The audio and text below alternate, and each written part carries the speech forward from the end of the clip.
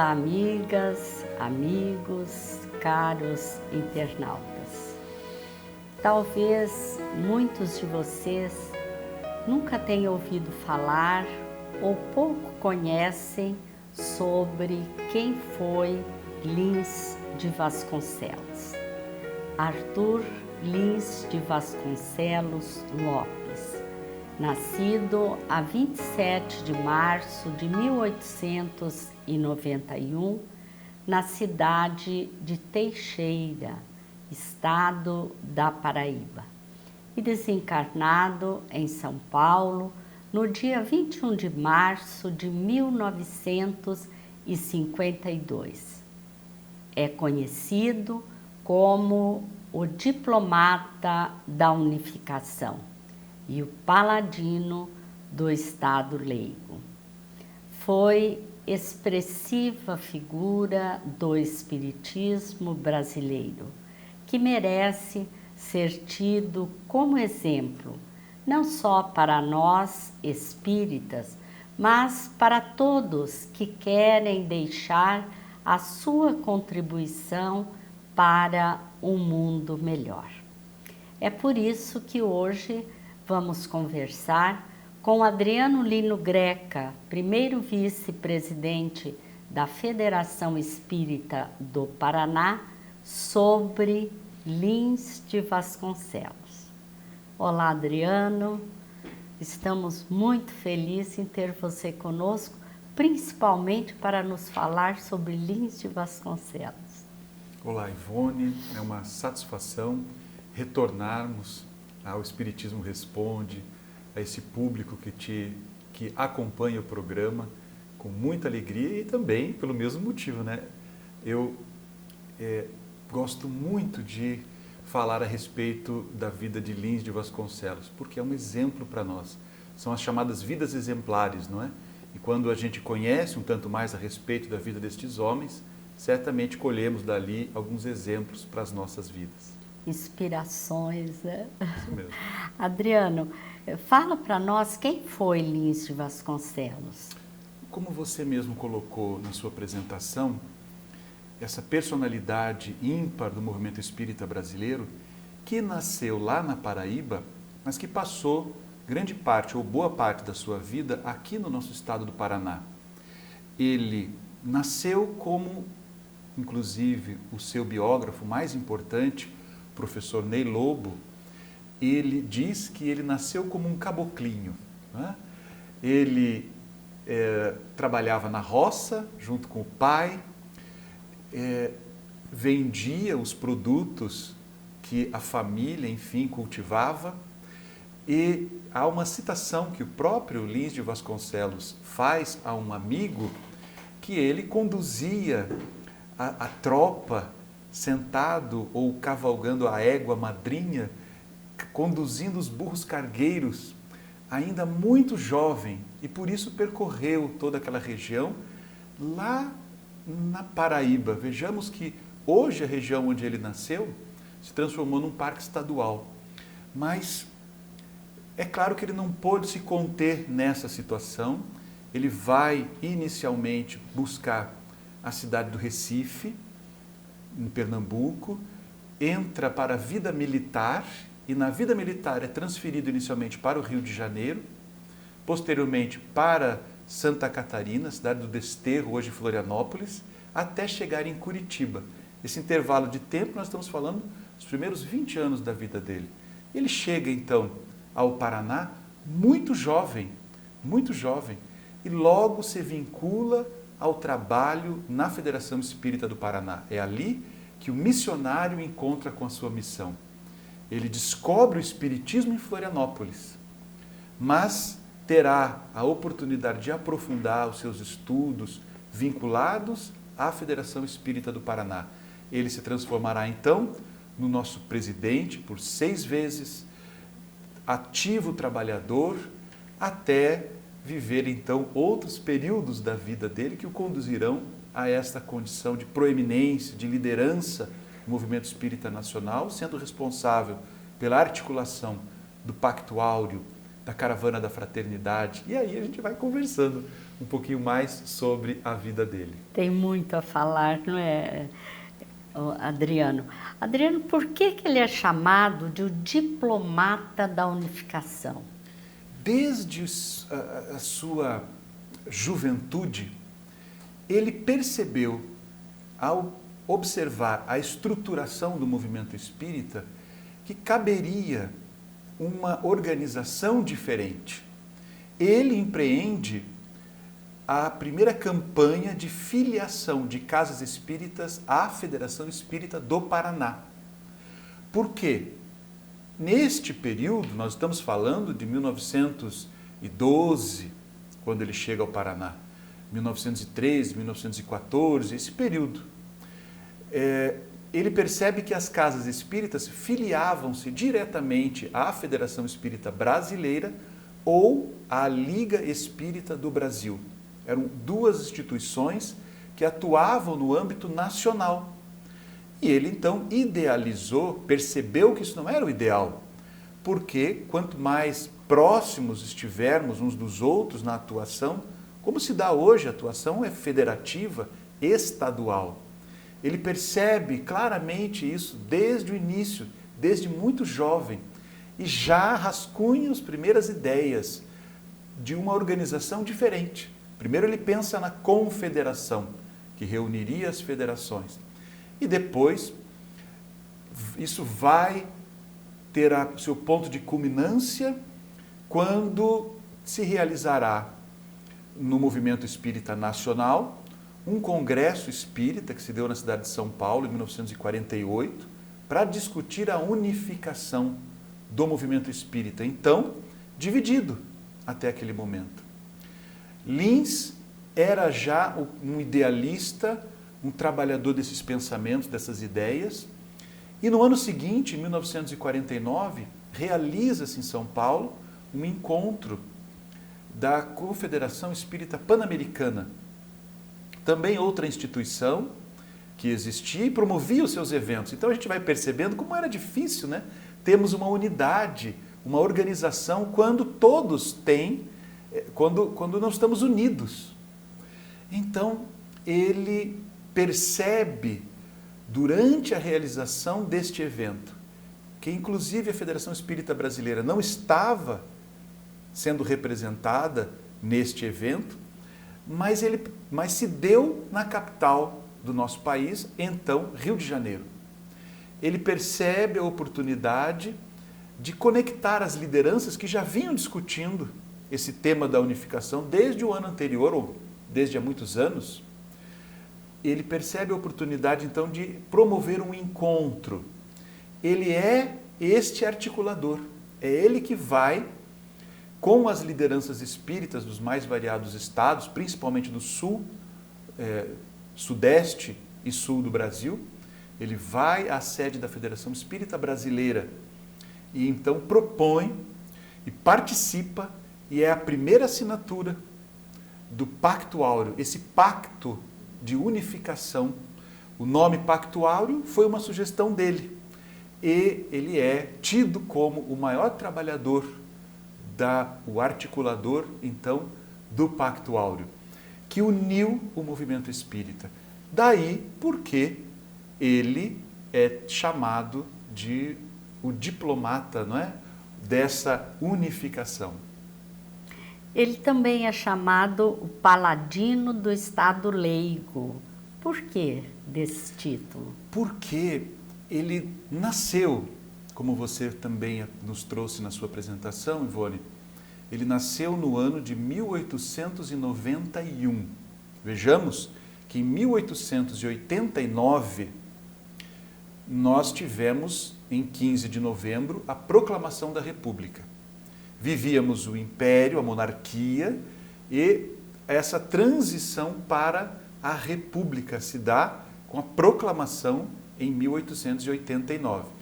Lins nasce 2 anos depois da proclamação da República, né? Em 1891, junto com a Constituição Republicana, que estabelece a divisão entre a Igreja e o Estado. Até então, o catolicismo era a religião oficial e gozava de muitos favorecimentos. A Constituição republicana estabelece essa divisão e proíbe qualquer privilégio, qualquer favorecimento. Confere a todos nós a liberdade religiosa, mas não confunde, não mistura as coisas. O Estado, segundo essa Constituição, o Estado é leigo ou laico, o Estado laico. Lins, curiosamente, nasce com isto. E esses pensamentos eram do espírito Lins de Vasconcelos, eram dele. Era algo que ele trazia com ele, muito claro. No nosso estado aqui do Paraná, no ano de 1925, o então presidente do estado do Paraná, era assim que se chamava, não governador, ele estabelece uma lei concedendo recursos públicos para a constituição de 2 bispados da Igreja Católica, um na cidade de Jacarezinho e o outro, se não me falha a memória, na cidade de Castro. E isso, Lins, com outros livres pensadores, inclusive de outros, gente ligada à filosofia, outras denominações religiosas, sentiram-se desprestigiados naturalmente. Ele, então, protesta com relação a esse ponto. Ele vai chegar, inclusive, a enviar um telegrama para o presidente do Brasil, à época. E, ao fazer isso, a imprensa da época, sempre muito atenta a esses movimentos políticos, teve acesso, não se sabe até hoje muito bem como, mas teve acesso a este telegrama e publicou nas páginas dos principais jornais do Estado. Foram 4, inclusive a Gazeta do Povo, que já existia naquela época. Ao fazer isso, ganhou uma repercussão muito grande e a revolta das lideranças, porque o Congresso Estadual, não é? A Assembleia Legislativa Estadual, aliada ao governo, havia aprovado essa destinação, mas Lins protestou veementemente, porque não é justo, não é? Não é justo. Se o recurso vai para uma instituição, deveria ir para as demais, era isso que ele alegava. E ele estabeleceu, na sua queixa, as cláusulas, os artigos constitucionais que haviam sido deixados de lado. Ao fazer isso, ele e o faz com muita energia, ensinando-nos essa postura de assertividade, de participação, de conexão com os movimentos sociais, como agora estamos vivendo nesses tempos recentes, propostas de aprovação ou de liberação contra as drogas, questões relacionadas à descriminalização do aborto, questões que exigem uma postura, uma participação, um posicionamento de nossa parte. Lins fez isso. E então ele é perseguido, equivocadamente acusado de ter sido agressivo, tem um nome, enfim, de ter ofendido e o governador do estado, coisa que ele não o fez, mas ele é condenado à prisão. E não fossem os amigos da Federação Espírita do Paraná que que se cotizaram, pagaram a fiança, e ele perdeu o emprego, porque ele era cartorário, ele foi periodicamente, temporariamente, residir no 3º andar da que é hoje a nossa sede histórica, Ivone. A sede histórica da Federação, que aliás tem visitas guiadas para quem desejar conhecer, abrigou temporariamente a família, ele e a esposa de Lins de Vasconcelos, porque ele ficou desamparado nesse período. Depois que ele vai ao Rio de Janeiro, ele cria lá também uma organização, uma instituição para defender o Estado leigo. Sempre trabalhou promovendo, patrocinando eventos para difundir essa ideia de que o Estado não podia privilegiar um pensamento religioso em detrimento dos outros. Daí o paladino surge, o paladino do Estado leigo. Lins teve uma vida durante a sua reencarnação muito produtiva. mas com a desencarnação não parou aí, não é? Realmente. Porque o que fez Lins? Dizíamos que ele viveu então esse episódio traumático, entre aspas, não é? Do caso dos bispados, que praticamente inviabilizou a permanência dele no Paraná. Isso se deu em 1925, e em 1930 ele vai ao Rio de Janeiro trabalhar na empresa de um amigo. Ele prospera. A Companhia Pinheiro é uma indústria de madeiras, e ali ele enriquece muito, porque era muito habilidoso, muito capaz, também sob esse ponto de vista empresarial. E o que ocorre? Ele adquire um jornal, o jornal Mundo Espírita era do Rio de Janeiro originalmente, e o transfere à FEP. Ele jamais se desvinculou da FEP. A FEP o fez seu conselheiro honorário e representante junto à Federação Espírita Brasileira, que era do Rio de Janeiro, lembremos. Então, ele sempre se manteve muito ligado à federação. Tanto é que o seu testamento, ele faz testamenteiros os presidente e vice à época, a Bibi Isfe e João Guignoni, que eram da Federação Espírita do Paraná. Ficam responsáveis pelo seu testamento, pela distribuição dos seus bens que ele doa integralmente ao movimento espírita. Olha que coisa impressionante. Então, ele desencarnará em 1952. Ele deixa um pedido. Ele queria que o seu corpo fosse sepultado aqui no Paraná. Inicialmente nos jardins do Hospital de Psiquiatria Espírita Bom Retiro, que ele ajudou. A FEP já tinha o terreno, mas ele vem, em certa ocasião, uma reunião do conselho, percebe que a obra tinha parado por falta de recursos, ele olha para Ercília, sua esposa, um anjo na terra, né? Ela sinaliza assim com a cabeça, ele doa os recursos necessários para a conclusão da obra. E ele, então, se vincula, ele vem na inauguração, que se dá em 45, e quando ele desencarna, ele pede que ele gostaria que o seu corpo fosse sepultado nos jardins do hospital. Recentemente, a Federação Espírita do Paraná transferiu os restos mortais para o Recanto Lins de Vasconcelos, um lugar belíssimo, num bosque de araucárias. Todos nós do movimento espírita deveríamos conhecer. Esse recanto, esse centro de treinamento, hoje recebe também os restos, e está lá a pedra, né, que homenageia esse grande homem. E ele, Ivone, no seu testamento, deixa praticamente 50% dos seus bens para a Federação Espírita do Paraná. E o restante, ele distribui recursos expressivos para todas as federativas estaduais existentes no movimento espírita. Quando não existia um estado já com federações, ele escolhia o centro espírita, deixou orientado, escolhesse o centro espírita mais antigo e ele direcionava os recursos.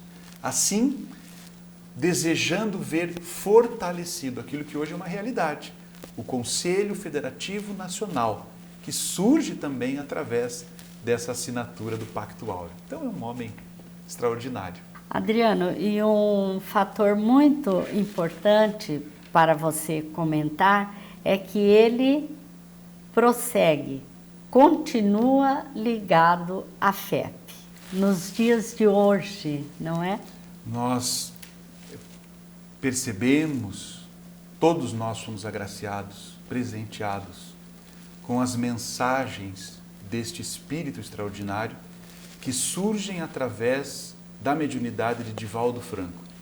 A Federação Espírita do Paraná teve a oportunidade de publicar uma obra intitulada Lins neste mundo e no outro, onde ele publica então as suas ideias e seus pensamentos em o jornal Mundo Espírita, neste mundo, e reúne então uma compilação de mensagens que foram selecionadas, que chegaram deste espírito extraordinário. Os momentos mais graves, significativos da história da Federação Espírita do Paraná, jamais faltou a orientação segura e precisa desse benfeitor. Então, Lins foi e prossegue sendo esse nosso orientador, esse nosso exemplo a ser seguido.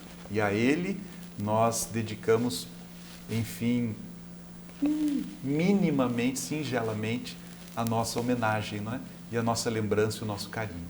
E a importância dele não foi só o movimento espírita, né, Adriano? Uma grande contribuição para o país de uma forma geral, não é?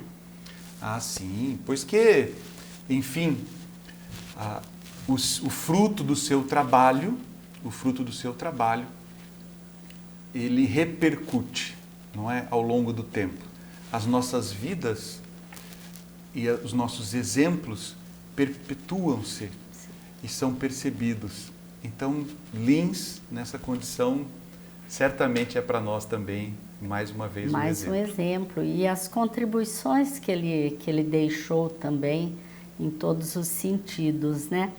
E você já se referiu à biografia praticamente completa, né?